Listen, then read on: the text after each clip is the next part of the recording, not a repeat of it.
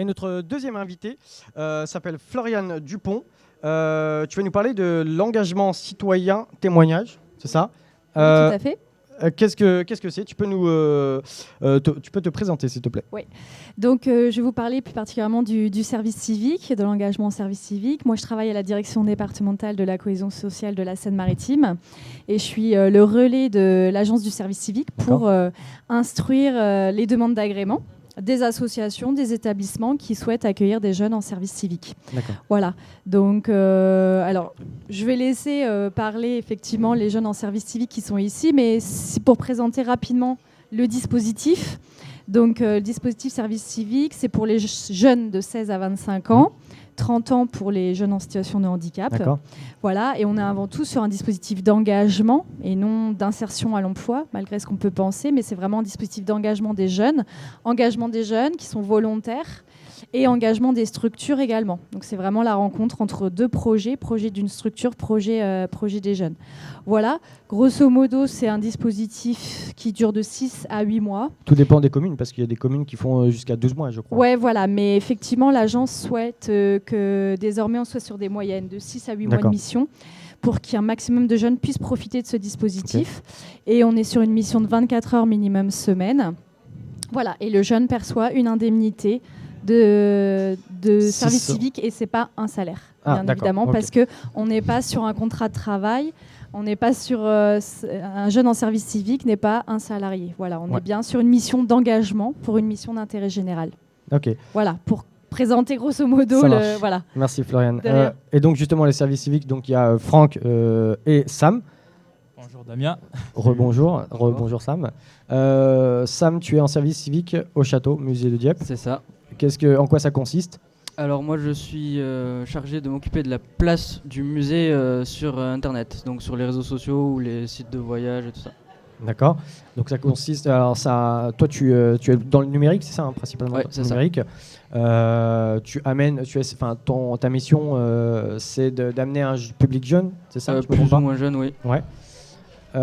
Tu y es depuis combien de temps? Depuis le mois de juin. Ouais. 1er juin. Et c'est un contrat de 8 mois. Donc fini le 31 janvier. Ok. Et Franck? Enfin, moi je suis ex-service civique déjà. Ouais. Moi ma mission en fait, moi j'étais service civique dans la ville de Dieppe en tant qu'animateur sportif. D'accord. Moi ma mission consistait à faire des périscolaires et tout et faire du sport aux jeunes dans les écoles. Et tu as fini ton service civique quand? Mon service civique, je l'ai fini au mois de mai. Ouais. Et justement, grâce à ton service civique, tu as pu faire une formation. Qu'est-ce que c'est? Grâce à mon service civique, par la suite, et par les relations que j'avais à mairie et tout, ça m'a ouvert en fait une porte en fait de profiter en fait de faire une formation BAPAT. Qu'est-ce que c'est? Alors la formation BAPAT, c'est c'est un brevet d'aptitude de technicien. En fait, ça permet d'être animateur dans des centres de loisirs et tout, animateur et voilà. Par la suite, peut-être je vais continuer par un BPGEPS. Qu'est-ce que c'est? Un BPGEPS, en fait, c'est dans le sport. Ouais. Donc, BAPAT, c'est tout ce qui est animation, loisirs, tout public. Ok. Donc, et BPGEPS, c'est tout ce qui est animation, mais tu peux diriger aussi un centre de loisirs et du sport.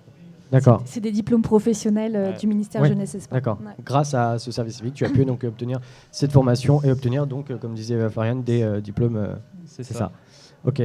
Florian, comment faire pour entrer en service civique? Comment ça marche du coup? C'est tout simple parce qu'il y a le site national du service civique qui est très bien fait, très pratique, très lisible. Et sur la première page, il y a vraiment toutes les annonces proposées par les structures, même de toute la France. Donc ça permet aux jeunes vraiment d'avoir toutes les missions proposées au niveau national.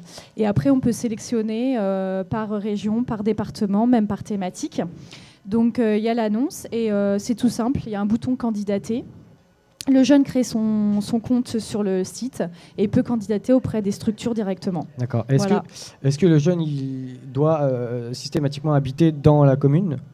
Non, en fait, il peut faire son service civique où il veut. Le seul point, c'est que c'est plus pratique de faire sa mission près de chez soi, parce qu'après, ça engendre des frais. Ouais. Donc voilà, même s'il y a une indemnité, ça ne permet pas peut-être de couvrir un logement, etc. Donc après, je pense que les jeunes candidatent sur des missions à proximité de chez eux, ce qui est normal. Ça marche. Sur Dieppe, dans quelle structure on peut faire un service civique? Quelles sont les structures? Alors sur Dieppe, à la mairie de Dieppe. Voilà, depuis quelques années, la mairie prend des jeunes en service civique, mais également il y a des associations, que ce soit associations d'éducation populaire ou associations sportives. Voilà, donc ça commence vraiment à se développer. Ça prend de l'ampleur. Ok. Justement, tout à l'heure, je te demandais si une personne qui n'habite pas de la commune peut en faire un service civique. Ouais. Justement, c'est Sam. Sam qui vient du Sud.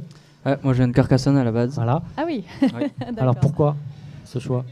Quand je suis arrivé ici, j'ai commencé à chercher du travail. Et j'ai entendu parler du service civique, je suis allé voir sur le site et j'ai vu une offre pour le musée et j'ai postulé et on m'a pris. Donc, mais ça marche comme n'importe quel travail, hein. Il passe un entretien. Oui, alors après, c'est sûr que la structure, elle reçoit énormément de demandes des jeunes, donc forcément, elle est obligée de sélectionner, effectivement. Mais l'idée du service civique, c'est que la structure ne doit pas sélectionner sur des compétences ou un niveau scolaire ou quoi que ce soit. C'est vraiment sur la motivation. Donc c'est vraiment avoir entre 16 et 25 ans et être motivé, vouloir s'engager. Voilà, c'est ça les conditions. Et un service civique, on peut en faire qu'une seule fois. Hein. Oui, par contre, oui, c'est one shot. C'est un service civique, donc faut en profiter. Et justement, parce qu'il y a aussi un autre service civique, mais à l'étranger, qu'on peut faire après le service civique. Oui, tout à fait. Oui, il y a le SVE, Service volontaire européen, qui est un autre dispositif, mais effectivement qui permet de s'engager également à l'étranger. Tout à fait. Par exemple, dans des associations. Oui, c'est des associations sur place. Alors après, moi je suis moins spécialiste du SVE, donc je peux moins en parler, mais je sais que c'est une possibilité. Et généralement, les jeunes qui reviennent d'un SVE sont transformés. Et c'est le même principe, ça dure autant de temps Non, c'est même 1 an même. C'est un an. Ouais. Ok. Franck, est-ce que tu as un dernier mot à dire? Est-ce que tu as un conseil, justement, toi vous deux, même Sam et Franck, vous avez fait un service civique, quel conseil vous avez à donner aux jeunes qui veulent entrer en... Est-ce que vous le recommanderiez en fait, c'est ça? Moi, franchement, j'ai appris plein de trucs, je trouve ça génial. Ouais. Personnellement, oui. Après, c'est sûr que quand tu es dedans et tout, déjà tu te fais, des relations et tout. Ouais. En plus, par l'avenir, tu peux avoir des gens qui peuvent te conseiller, qui peuvent te pousser en fait à prendre la bonne voie, quoi. D'accord.